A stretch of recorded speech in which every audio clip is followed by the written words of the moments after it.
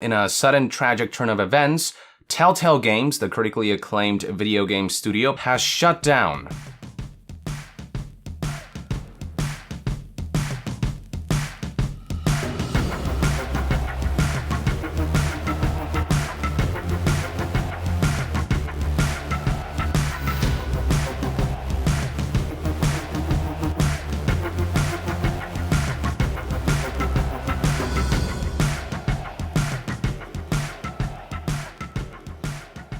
Hi, today we're going to be discussing the rapid growth and sudden death of Telltale Games. A company that was seemingly very successful, but behind closed doors there was a lot of troubling instances and a lot of drama actually, so we're going to be talking about that today. As you may have noticed, I upload primarily video essays, only video essays, and I'm planning to upload every 1 to 2 weeks depending on how long it takes me. I'm not going to rush it, I'd rather put out a quality video than not. If you enjoy this kind of content, I would love for you to subscribe so you can come on this journey with me, and feel free to leave any suggestions in the comments below if you want me to look at anything, and I'll think about making a video about it. There's a lot of drama in this one and I'm expecting it to be relatively long, so I've left timestamps in the description with descriptions of what each part is about, so you can go forward, go back, come back to the video, take a break, whatever you need. So let's get started. The old gray mare, she ain't what she used to be, ain't what she used to be, ain't what she used to be. The old gray mare, she ain't what she used to be many long years ago. Shut up! Telltale Games, or Telltale Incorporated, are an American-based game developing company. They're based in California and they were founded in July of 2004. They were founded by LucasArts ex-employees, game developers. Their names were Kevin Brunner, Dan Connors, and Troy Molander. LucasArts at this point had decided to stop developing adventure-based games, and so these three developers, who were very passionate about adventure games and puzzle games, decided to leave and start their own company. They actually created their own game engine to produce these games on, and it was built off the Lua programming language. They created and released their first game in 2005, and it was called Telltale Texas Hold'em, and it was essentially a poker game simulator, and they were kind of creating it to test the game's engine and to see how it all worked, and kind of dipping their toes in the water, if that makes sense. In order to draw attention and an audience to their games as a relatively new company, they decided to work off intellectual properties as a means of targeting specific niche audiences who would then come and play their games. So the next game they made was based off Jeff Smith's comic book called Bone. The game was called Bone out of Boneville, which follows the adventures of Phone Bone and his two cousins, Phony Bone and Smiley Bone. It got pretty average reviews, averaging about 65% out of 100 across all of reviews. More episodes were planned of this, but they were never released. It was released episodically, as in it was in sections, but it was all released as one bundle, if that makes sense, rather than as like a TV show would be once a week. It was all at once, but in episodes. The next game they released was in March 2006, and it was for Ubisoft, and it was the CSI 3 Dimensions of Murder game. So it was, again, episodic, and it had 5 cases that you would solve, but it was all packaged in one disc. This game was actually released in 2007 on the PS2 as well, because it was relatively successful, as intellectual properties go.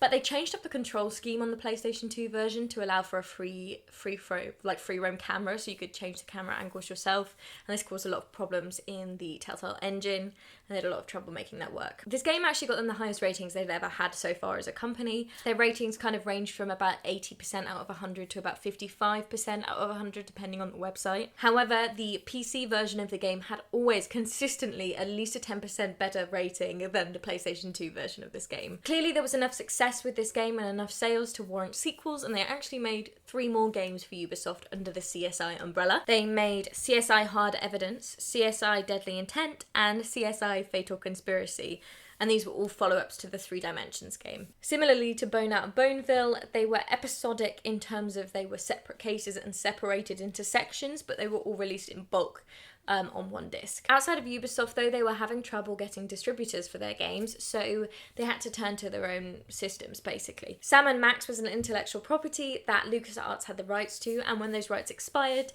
Telltale got those rights instead. I would say the Sam & Max game they made is actually a massive turning point in Telltale's life, because this is when they sort of went ham on the episodic idea. They actually wanted to release one episode at a time.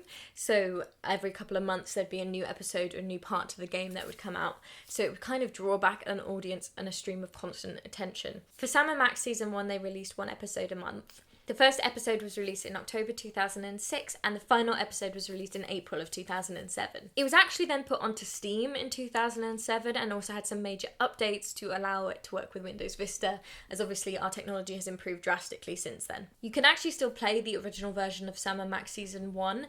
It's available as the DLC to Sam & Max Save the World, which is the remaster for the game. This game was really popular. It got 80% out of 100 very consistently across all ratings and scoreboards. And it was so successful they had a season 2 in 2007 and then a third season in 2010. Over this period of time, they'd kind of given themselves a name for doing good jobs with intellectual property, so they managed to get hold of many other licenses. These licenses included Wallace and Gromit, Homestar Runner, and they also got the rights to Tales of Monkey Island, which is based on the popular LucasArts series, and it was an episodic game that was released in 2009. Tales of Monkey Island was one of their most commercially successful projects so far. They won numerous awards for this game. The success of Tales of Monkey Island was actually attributed to the fact that the narrative went through the episodes rather than each episode being a separate narrative. And people really liked that, so they took that further with all their games. At this point, in 2010, they released the game pilot program, which was basically a scheme where they would launch games that otherwise would not have been released. In their own words, it was a program where they would take on unusual properties and interesting things that are outside of what the rest of the industry is willing to take on. That was my cat. And it basically allowed them to take on really strange ideas that would never be released as a standalone game, but allowed them to release it and develop it with their own funds. And this actually allowed them to release a game called Puzzle Agent, which was a very funky and weird game, but very popular. People seem to love it. However, only a few of these pilot program games were ever commercially successful or brought in much revenue. So Telltale seemed to be very cautious in terms of continuing it, or going ham at it in case investors pulled out of their company. Oddly enough, they also had a zombie prototype game that kind of mirrored what the Telltale Walking Dead game became, so that's a very interesting thing to find. At this stage, they were becoming very well known as a game developing company, which allowed them to secure more licensing deals for bigger intellectual properties. In June 2010, they announced that they were going to be beginning an episodic game based on Back to the Future. They also got the rights to Jurassic Park, which kind of showed the development of them as a company, and it showed that they were still innovative as a company because they had stopped sticking to their standard, just this is an adventure game episodic format, and they started introducing other elements of play. Most notably, they introduced quick time events and time sensitive choices where you had to make decisions in game under time pressure basically, and these choices would then impact the story in a way that doesn't break the narrative but allows for the player to feel like they're making decisions while they're playing the game, and this then became a staple for every game they released since. In 2010, they had a revenue of $10 million, which was 90% larger than the year before, so they were experiencing rapid growth. However, they still were not at the peak of their success. In 2011, they got the license to The Walking Dead and Fables in association with Warner Bros. And they anticipated that the Walking Dead game and franchise could be worth over $20 to $30 million for them. Because obviously it came with such a massive fan base, and at this point of time, The Walking Dead was incredibly popular and it was in its peak. And it would be The Walking Dead that would make them basically a household name in the gaming industry at that point of time. It's how I came to know who they were anyway. The Walking Dead, a Telltale game series, is pretty much the same as all the other ones, apart from it was further developed. It was an episodic game and the episodes were released every 2 months.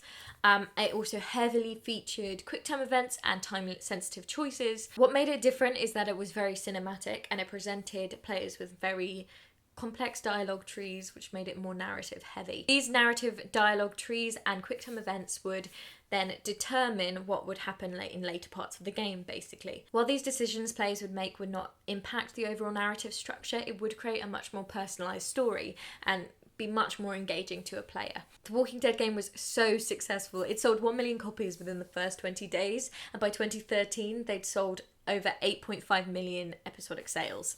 The first season had 5 episodes and it was released at 2 months intervals, and it started in April of 2012. and then it ended in November of the same year. This game was very interesting in terms of the writing because they definitely made it feel choice heavy and very personalised, and it definitely focused on your choices and your relationships with characters more so than anything else. There was a lot of focus on life and death, where the choices you made could potentially impact the lifespan of other characters in the game that you're interacting with. This game was also different to others because at the end of each episode it showed the statistics of what choices people made, so basically you could see how your decisions compared to everyone else's decisions. Telltale said they spent a lot of time making it so that there was no right or wrong answer. In their own words, they said they spent a great deal of time to assure that no choice would appear to be punishing to the player, but that all choices would be equally as wrong. They were aiming for the right choice to be ambiguous, so there wouldn't be a clear statistical success. That would be an anomaly, and they were aiming for a more 50-50 split if possible. They actually said that the decision statistics impacted how they would then develop the future episodes, and they were using each episode to kind of customize the direction of the story, so it wasn't already set in stone as they started. There was, and I definitely think that was felt, because it felt like you had a heavy impact on the story despite it being inconsequential to the overall narrative arc. Obviously this game was a huge hit, and in late 2013 they released a season 2. They then released season 3 in 2016, and season 4, we'll be talking about that in part 2. But back to 2013, on the back of The Walking Dead success, they managed to get other licensing deals and other intellectual properties so they could continue to build their audience catered to the fans of these shows or films. However, they were all formulated off of The Walking Dead success, so there was no more development from this point in terms of their game style. They would all be episodic adventures with quick time events and choices, and they kind of stopped their development at that point in terms of continuing to innovate their games. The games that they created were Tales from the Borderlands, Game of Thrones, Minecraft Story Mode, Batman, the Telltale series, and Guardians of the Galaxy, the Telltale series. All of these received mixed reviews. Some of them were very successful, some of them were less successful, but they were definitely trying to recreate the success that they'd got with The Walking Dead. And I guess to some extent it would have been possible, because I think one of the reasons The Walking Dead was so successful is because it had a massive fan base, but it was also a good game. And these games were also good to some extent, but I think they were hurt by the lack of development at this point. It definitely appears as if they were much more stagnant in innovation at this point, and I think it was because they were selling themselves to these brands and these intellectual properties that they would create a game that was like the Walking Dead game, which was obviously very successful, so they were trying to stick to that formula. They also grew massively as a company at this point. They grew from 125 employees to 160 in 2013. By 2015, they had 250 employees, and at their peak in 2017, they had 400 employees. It was in 2015 that Dan Connors, the CEO, stepped down, and Kevin Bruner stepped up and became the CEO while Dan Connors stayed on the board. It was at this point that things really began to take a turn for them. So where did Telltale Games go wrong? Because it seemed to be great for them. Thank you for tuning in live on this special news report.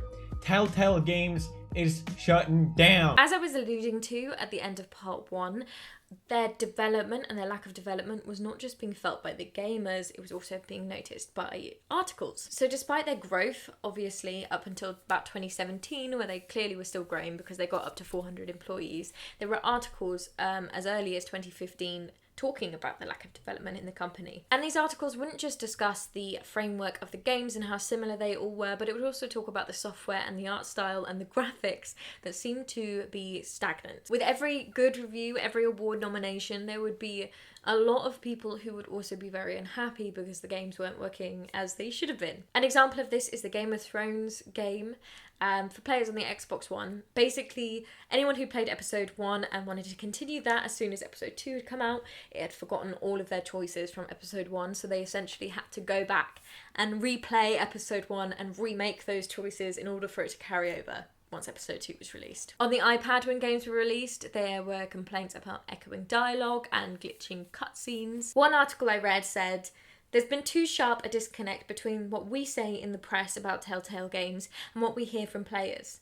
They are well liked by the media and games, and for the most part, deservedly so.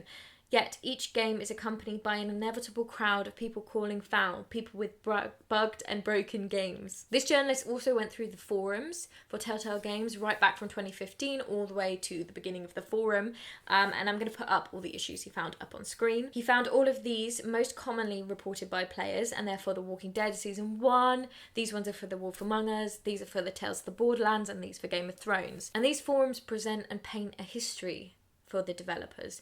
A history of them constantly releasing buggy and broken games, and these posts date all the way back to 2012. In 2017, 5 years after The Walking Dead had launched them into stardom, I found another article discussing the flaws with their game engine. This article put it really well, so I'm just going to read it as it was written to you. The familiar framework these games fall under, the illusion of choice while the story barrels to a predetermined conclusion, the uncomfortably stiff, thoroughly robotic animations that once seemed cute.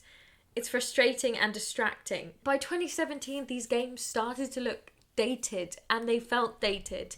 And what was once charming and stylistic was now a demonstration of poor graphics. It feels like that the innovation of their ideas stopped, but so did the development of their games engine, which meant despite the massively increased profits they must have been getting from games such as The Walking Dead, they were not inputting the revenues into creating better experiences for their players. It also started to become clear that there were more flaws than we saw originally, because when The Walking Dead was originally released, it felt revolutionary that we could make such choices and them have such big impact.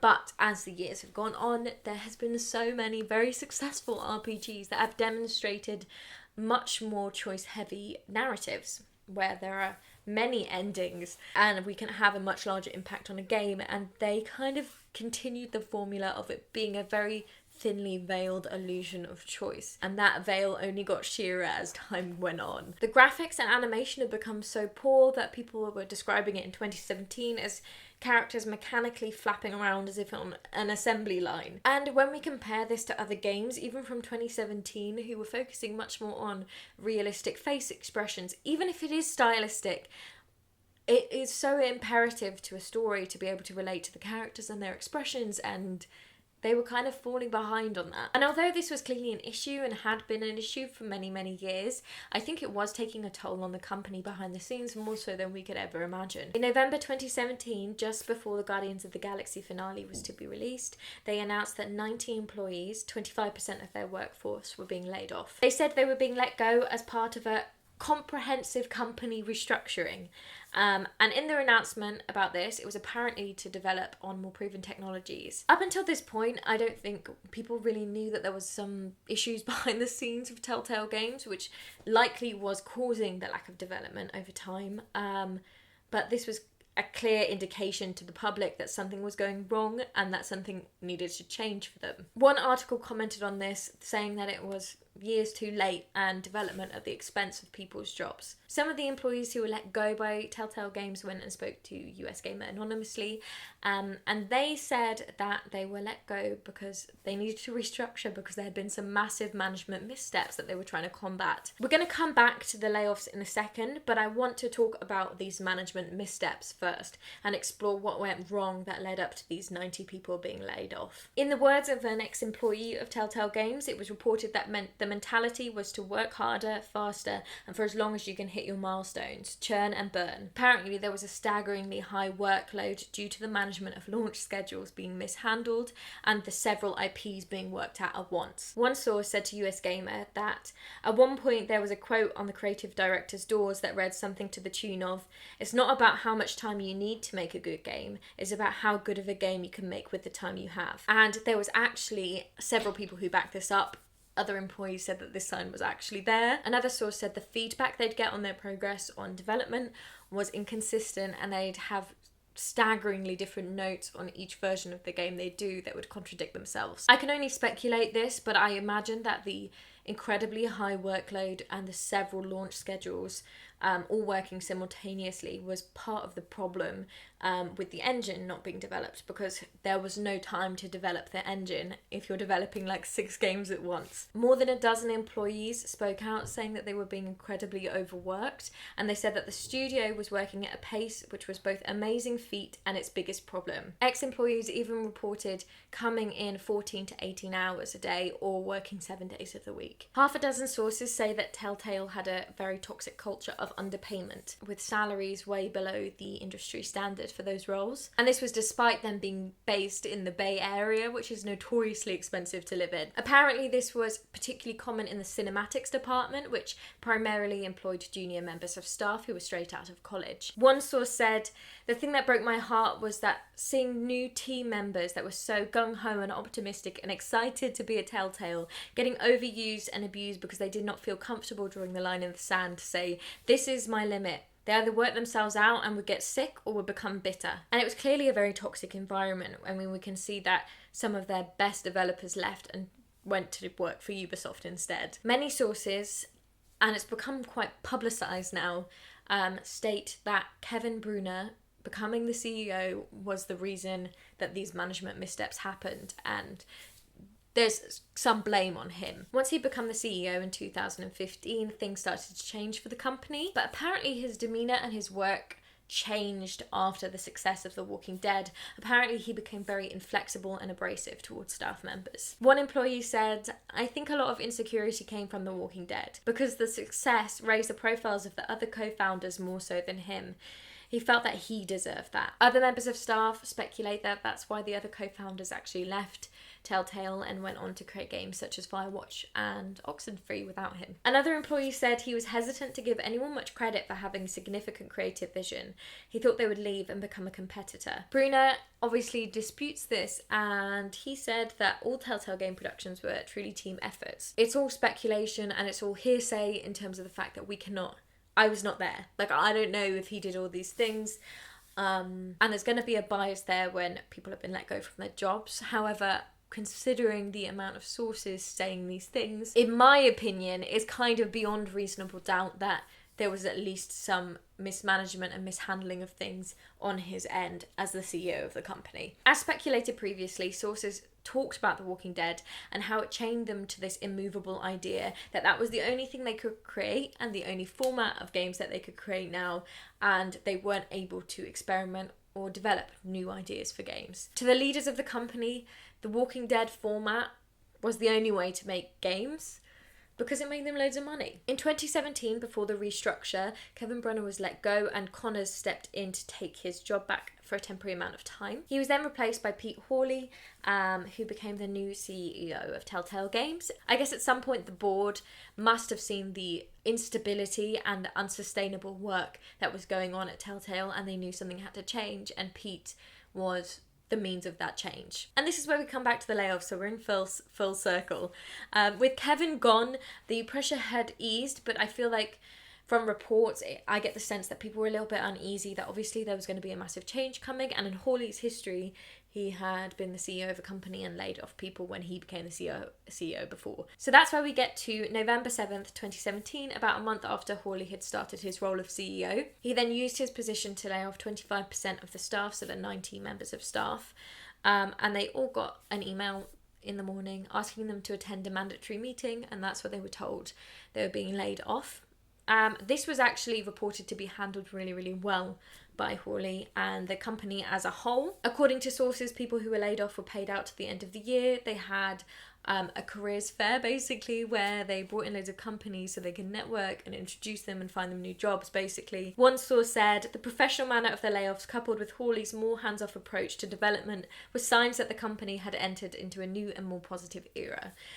So it definitely felt like at that point of time, even the people who were laid off, that they were all being treated with much more respect and care than they were before.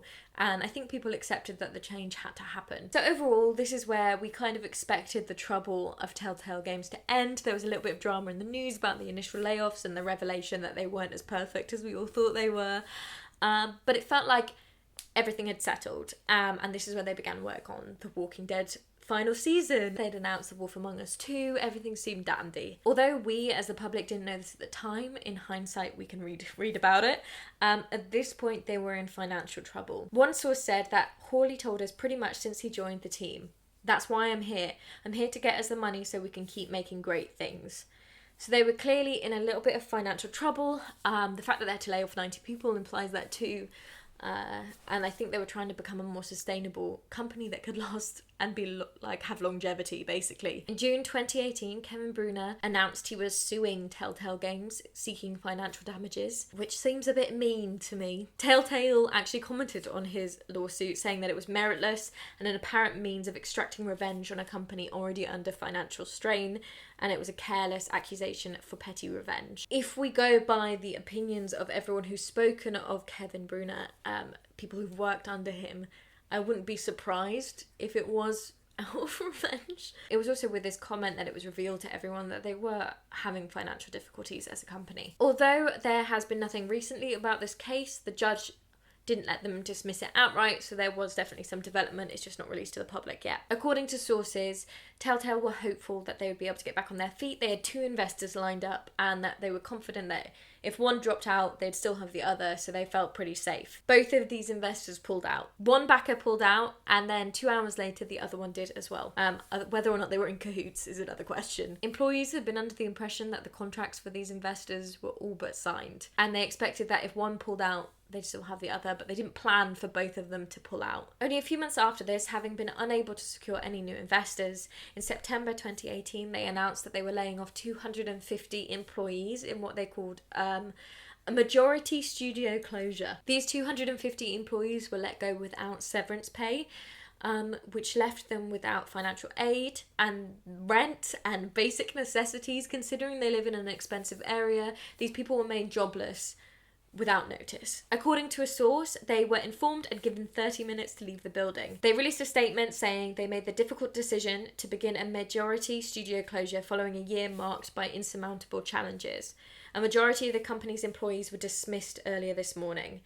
And then they kept 25 employees, so a skeleton crew, to continue their obligations before they closed, I guess. At this point, Episode 1 of The Walking Dead final season had been released and Episode 2 was ready to be released, but it then became very unclear if they were going to finish the last 2 episodes.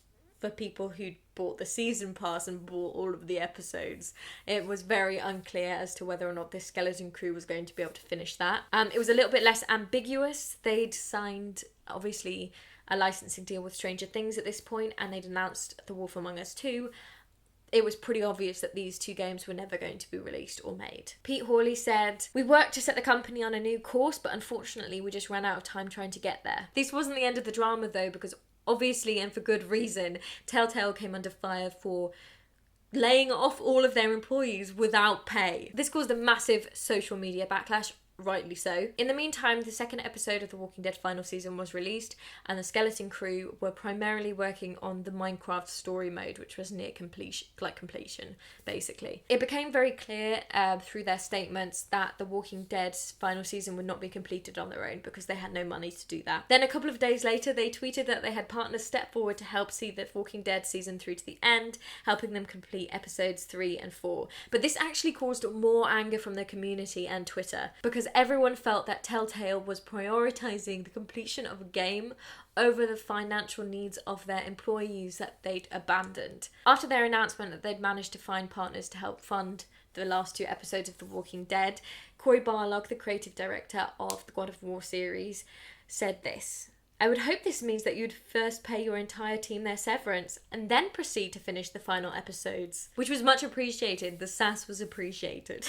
They didn't really respond to this, and as far as I'm aware, they never paid those people any money. It was only a few weeks after their majority closure that The Walking Dead final season was actually pulled from sale and couldn't be bought on Steam or consoles anymore. And when this was taken off sale, they said that they were still looking for a way to hand off production of the final episode so it can be completed. So it was still quite ambiguous as to whether or not this was ever going to be made, even though it sounded like it was, but now there have been shat on for basically abandoning their employees. So one of those employees actually filed a class action lawsuit against the company for violating labour laws. According to the lawsuit, the company was in violation of the WARN Act, which stipulates that employees must give advance written notice of at least 60 days before mass layoffs, not 30 minutes. Obviously, this will be years until we see a result of that, if it ever goes through.